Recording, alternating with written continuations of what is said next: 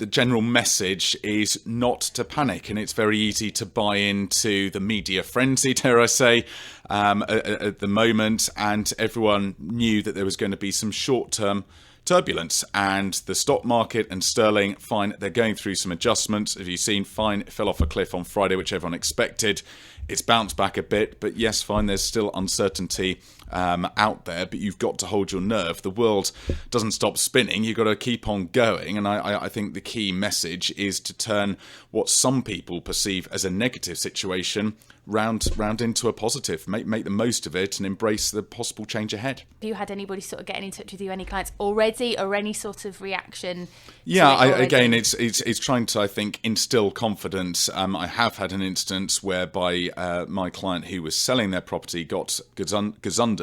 So in effect, the buyer held them over a barrel and just said, well, we've lost confidence in the market, and they came in with a substantial price reduction. My advice to the client was actually don't accept it and move on, which indeed they're doing, and we've already got some other answers. So as I said, locally, the Harrogate, the Golden Triangle property market, we're very well insulated. Look back, dare I say, to the downturn of 2008. Our prices fared very well indeed in comparison to the rest of the country. I still say that's going to be the case no matter what happens.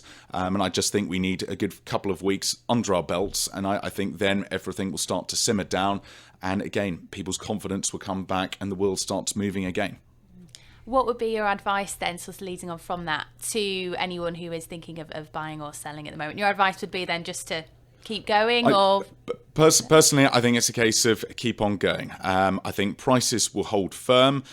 There are some great opportunities out there. You've got to remember that the whole property market revolves around supply and demand. There are always people that need to buy. There are always people that need to sell. And it's going back to those basics and almost ignoring what's slightly going on out there in the EU at the moment. Because we've got to remember this whole process of the withdrawal from the EU. We're not, as I think a lot of people are making the mistake thinking this is going to be, we'll flick the switch one day and the next day we've got a completely different set of circumstances. It's not the case.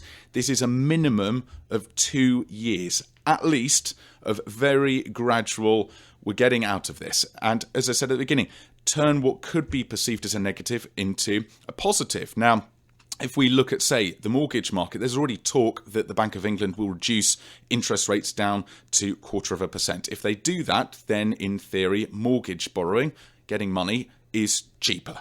If you're looking to buy, well, away you go. If possibly prices revise ever so slightly, you've got the ability to jump further up on the property ladder. There's £250 billion worth of funds set aside to try and keep the market stable. If we're leaving the EU, there's legislation bound in the current mortgage lending. If that goes, which it will eventually, then all of a sudden our mortgage market again becomes much more free.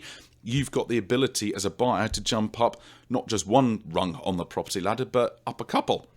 And again, use it to your advantage. Line yourself up, get yourself into the best possible buying position. Sellers, present it, use your marketing to its best possible means, and judge each buyer on their individual circumstances.